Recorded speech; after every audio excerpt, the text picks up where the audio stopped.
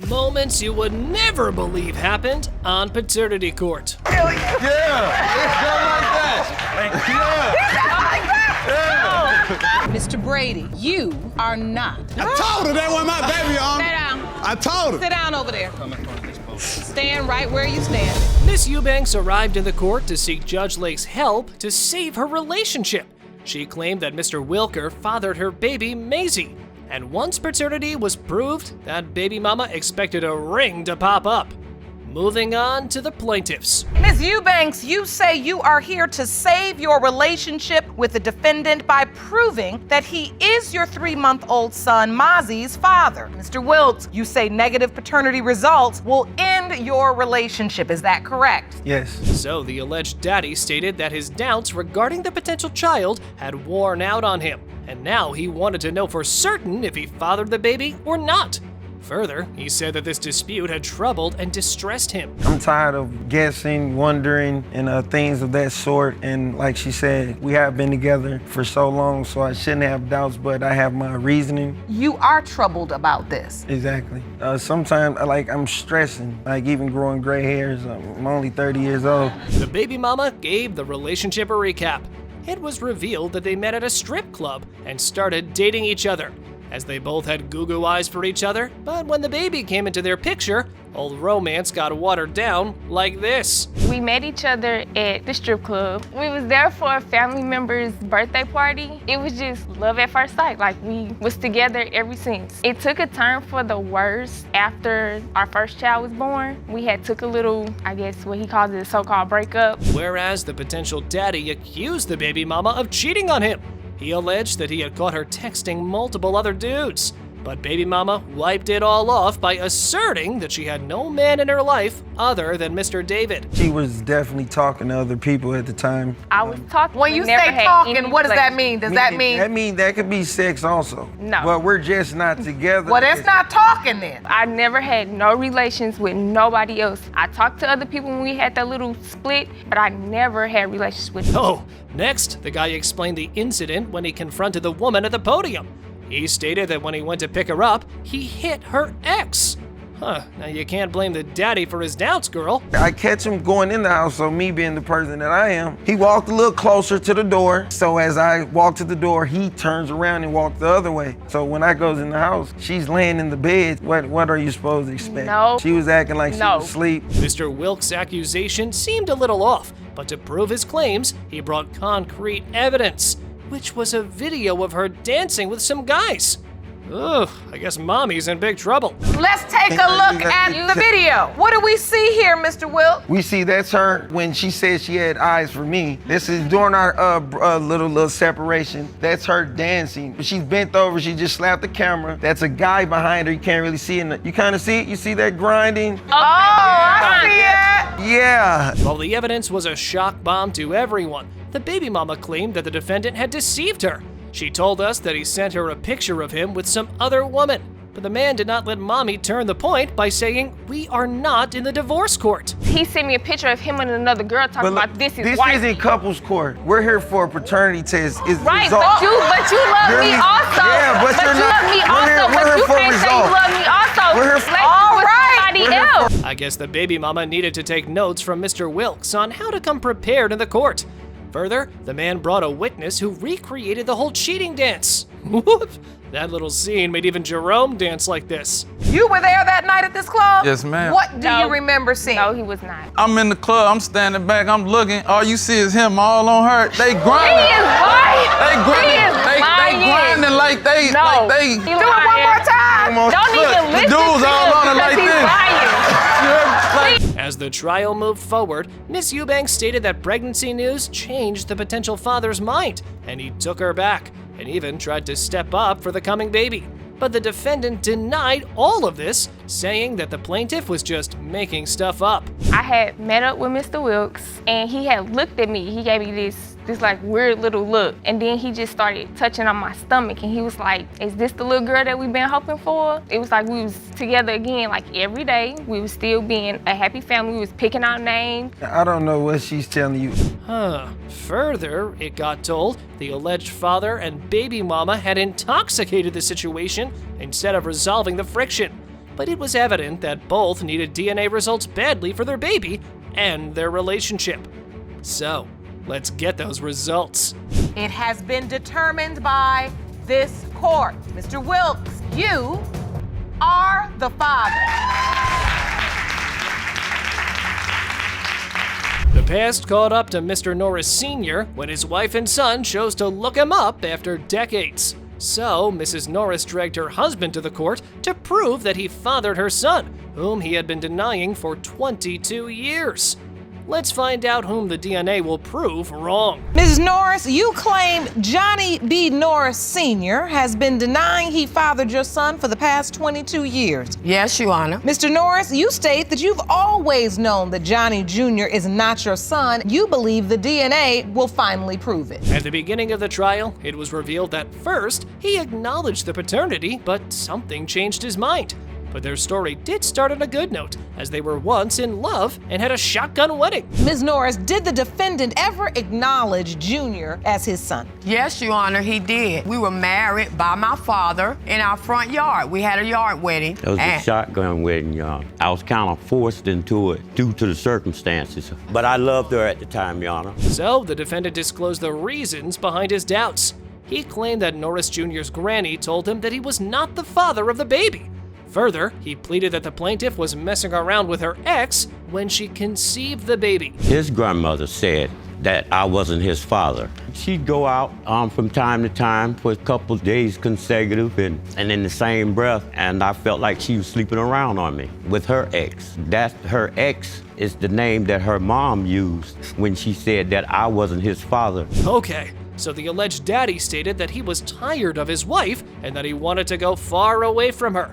So when he left, he had no intentions of coming back to them. Just a quick question, sir. Why make the alleged son pay for it? When I left, I had no intentions of coming back. So that's not true because I was done. I moved to Seattle. When I left Florida, I moved to Seattle. I wanted to get way away from it. I'm reiterating. And he wasn't the reason why I left. It was the mom. However, the plaintiff wiped all the claims and testified that her mother was angry at Mr. Norris because he wasn't treating her the way she deserved, and he was the deceiver.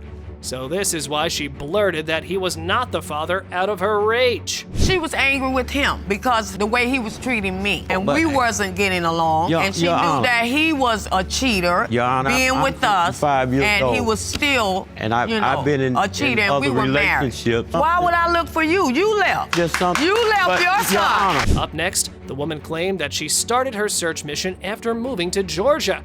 She hit him up online, and they spoke on the phone and exchanged numbers. But Daddy acted like he had amnesia. And we were able to find a family member of Mr. Norris. I gave them a number to contact me, and he did. I gave him an address for my son to write him, and he's promised that he would, which that never happened. Further, it slipped out that Mommy talked to the second wife of her husband, and she assisted her throughout. And Norris said that both women had a conversation on Facebook. Uh-oh, I think he meant Fakebook. Get on Facebook. No, I don't go on Facebook. I don't go on Facebook, Your Honor, that often. I speak with her on the phone. And stuff like that. On the phone. I mean, right now, Piece of trip. she don't know who Beverly is, but they speak to each other, and it's like they've been knowing each other. Now it was the time to hear from Miss Beverly. She claimed that she heard rumors for years that her husband fathered a son, and it got confirmed when she contacted the defendant's first wife on the Spacebook. Whoosh, I think I'll sign up for this social media ASAP. I heard rumors through the years. I got on Facebook and I contacted his son, got Mrs. Norris's number and talked to her on the phone. I asked her, had she divorced him? And she said no. It was apparent that Norris Sr. neglected his potential child and baby mama, but he did not stop blaming the plaintiff for his mistakes. Further, he asserted that Mrs. Norris had ruined his marriage life by getting a Spacebook. Somebody please tell me what a Spacebook is. That's your husband. Your Honor, she's running my marriage. She is. How am I running your marriage? By getting on Facebook, talk. No. We talk on the stuff. phone only, Your Honor. We have never talked through Facebook. Well, not hard to find. All she's got to do is type in her husband's name. Thank you. Even though Judge Lauren heard a lot of their testimony, this never-ending disagreements and arguments were making things more complicated. things were all over and not getting to the point of resolution. So the only way was with those results. It has been determined by this court, Mr. Norris Sr., you are not his father. I told you, Your Honor. I told you he wasn't my son, Your Honor. Well, I believed he was, and I do apologize. Miss Sander admitted to testing another man for the baby's paternity, but when it came back negative, she aimed her arrows at her ex. However, Mr. Brady neglected the claims and asked baby mama to point her finger at the baby's real daddy. Miss Sanders, you admit to having another man sign your 6-month-old son Caleb's birth certificate, but now say that Caleb's real biological father is Mr. Jamarvis Brady. Yes, Your Honor. Mr. Brady, you claim it is genetically impossible that you are Caleb's father. Yes, Your Honor. The trial started with the plaintiff stating that she had done everything alone for the baby and that the potential dad was a deadbeat. However, the baby daddy stated he felt no obligation to a child who wasn't his. Miss Sanders, what has Mr. Brady done exactly for baby Caleb since his birth? He has not done anything, Your Honor. I had to get Caleb baby food. I had to get him diapers, clothes, everything, and that is not cheap. I don't care about the baby being pretty. I care about if the baby mine or not. Why I would you take wait care this of long? my responsibility, not another man's. The defendant presented a compelling argument to the court and said that the green eyes of the baby had pulled doubts into him. And to support his claims, he put forward the history of his family's eye color like this. My grandma don't have green eyes. My granddaddy don't got green eyes. My mama or my daddy. Her either, obviously. Me, I definitely don't have green eyes. I'm trying to figure out where these green eyes come from that's on this baby. Because it ain't my family. And Okay, I'm looking at them, it ain't their family either. Maybe Miss Sanders has green eyes When my and that grandmother genetic first trait in seen- her family. Mr. Brady further stated that his doubts flared up when baby mama did not let him assist through the pregnancy, as she was stubborn as a mule. But the plaintiff refuted his claims and stated that when her ex came back into the picture, the defendant decided not to sue mommy. Initially tried to go to the appointments, John. I tried a lot. Catherine's just a handful. He was playing me from the left because I didn't want to be with him no more. So he I got don't mad want you. because I That's got the thing. that was I my don't want- Have you asked Mr. Brady for any help? Did you say to him, sir? At the beginning I did, but he's so nonchalant about everything. It's not even a point to even talk to him. We don't have any I initially communication. tried to take care of communication. As the trial proceeded, it was revealed that Miss Sander was all alone throughout the pregnancy, because her man chose shoes over his girlfriend and baby. And this is why she let her ex sign the birth certificate. When I was pregnant, he never even cared. Only thing he cared about was some shoes. When I first told him that I was pregnant, I called Mr. Brady and I told him, I said, I'm pregnant. I want to let you know. He just sat on the phone, didn't say anything. I'm saying, hello. Further, it was revealed that she tested another man and had knocked him out of this paternity run. But the alleged father's doubts were also real, as there was another on the baby's birth certificate. So she better not blame the defendant for his doubts. You tested another man. Yes. You found out that he was not the father. Yes. And after you got that conclusion, you knew that at this point, Mr. Brady was the only other option? Yes. And you're positive that he was the only other option? Yes. If she was sure that the baby's mine, why would she let him sign the birth certificate instead of telling me out the dribble? Like, I've been told him that I was pregnant. He never cared. Let me see the To understand this mess, Judge Lake summoned the witness to the podium. She testified that the defendant was a deadbeat dad, and mother was sure he was the only potential father left in the picture, as the other man had dropped out.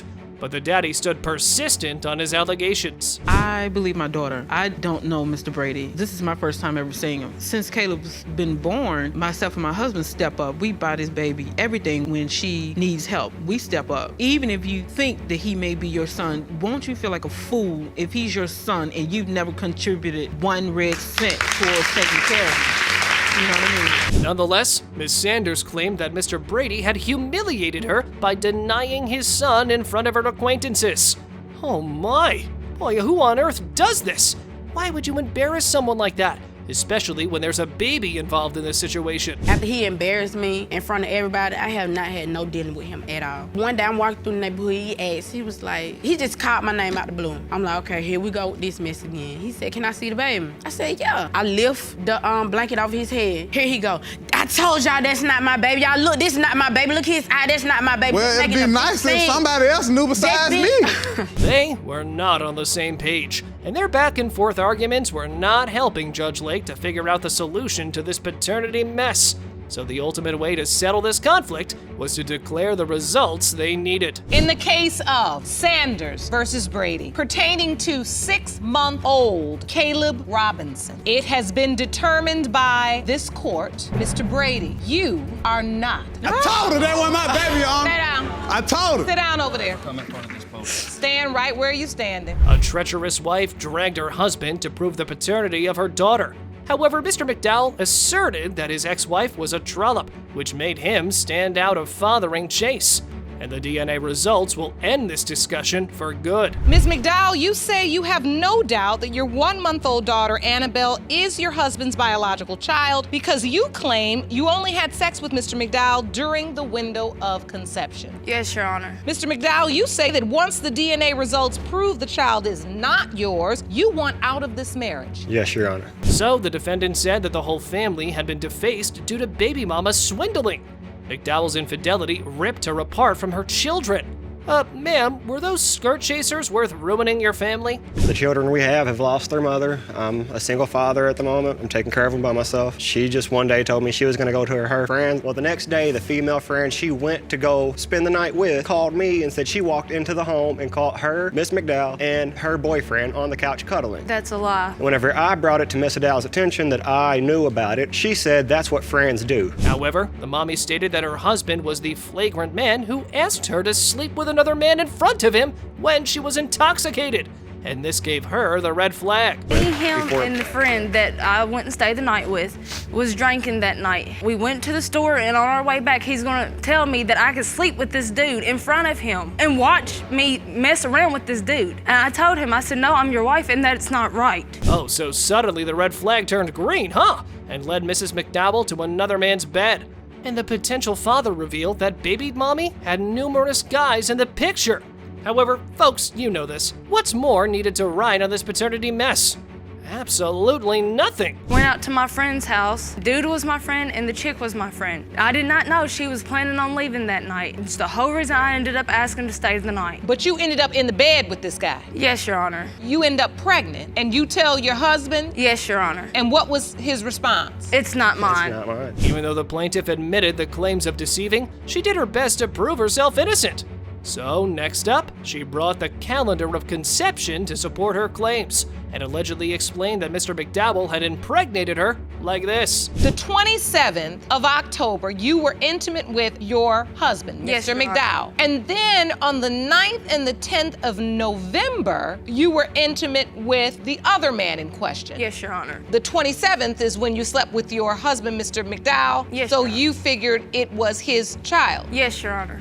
Further, the man explained the incident of overhearing. He explained the wicked conversation of baby mama mocking that she already knew about him not fathering her baby, but gaining financial benefit was the motive behind it all. May I say one more thing? We had a court scheduled in our town. I was walking down the hallway. I was running late for court. She did not know where I was coming. I tucked in behind the corner to where no one could see me, and I overheard her telling somebody and laughing that she knew the child wasn't mine and that she was just playing us for the money. So, it was time to hear from the witness. Ms. Combs alleged that baby mama duped her into a paternity mess, which is why she took her in, supported her, and gave her boyfriend money to work. Yet the deceiving did not stop. She told me from day one that it was his, like she's saying now. I believed her as a grandmother. Well, I took her to the doctors. She called me wanting food. She called me wanting money. I done her and her boyfriend's laundry. I even give her and her boyfriend money to come and do stuff at my house just to earn money. Ms. McDowell confessed that she dumped her husband for her lover, Mr. Alfred. But it turned out that she'd been intimate with both men in the window of conception. So, you know, guys, when things like this happen, you roll up to the paternity court. November the 9th, I sat there and messaged him on Facebook, seeing if I can come over and chill with him and hang out. And then, yes, we ended up having sex that night. While you're married? He asked me to come back the next day, and I told him I would. Well, we ended up getting together that next day, which is November the 10th. And we had sex that day, too. And now you're boyfriend and girlfriend? Yes. Finally, the second potential father came in. He claimed that he did not believe either one of them was the father, But instead, there should be another man who could be the biological daddy in this paternity contest. Oh my, the lady's straight up scandalous. Do you believe your baby Annabelle's biological father? Personally, I don't believe me or Michael, either one or the father. I think it might be the gentleman that she was with before she tried to work things out with Michael. What's interesting here is you say the baby's your husband says the baby's your lover, and your lover says the baby's by another. As the trial proceeded, it turned out that Miss McDowell was hopping between 4 men simultaneously, and Mr. Alfred caught her messaging another man about the child. Regardless of his doubts, he signed the birth certificate. Miss McDowell, how many men were you sleeping with? I was with 4 dudes all together. That's including Mr. Alfred and McDowell. I had also found messaging from Facebook from this other gentleman to Mrs. McDowell asking about her pregnancy and the child. And to me, that seems kind of fishy. Why would he be asking unless he thought he might be the father as well? Did you sign the birth certificate? Yes, ma'am, I did.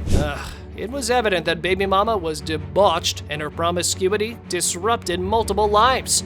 And she could not blame the defendants for their doubts. So the last hope to get closure for the baby was to reveal the results. In the case of McDowell versus McDowell, when it comes to 1-month-old Annabelle Alfred, as to whether Mr. McDowell or Mr. Alfred is the biological father, Mr. Alfred, you are her father.